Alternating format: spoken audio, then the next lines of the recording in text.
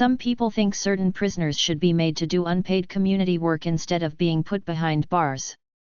To what extent do you agree? 2017-2020 GT test. The proposition of assigning certain prisoners to unpaid community work rather than incarcerating them is a thought-provoking concept that involves considerations of rehabilitation, punishment, and societal benefit.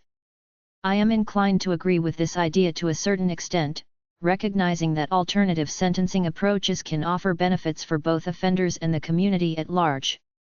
Firstly, proponents of community work argue that it provides an opportunity for rehabilitation and reintegration into society.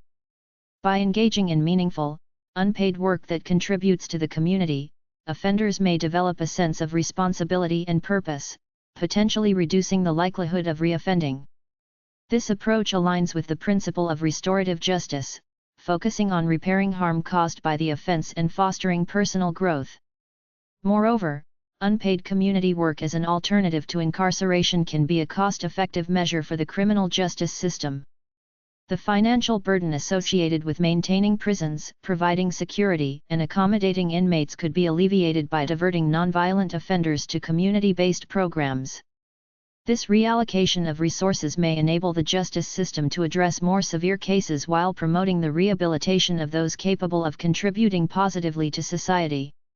However, the implementation of unpaid community work as an alternative to incarceration requires careful consideration and should be subject to certain conditions.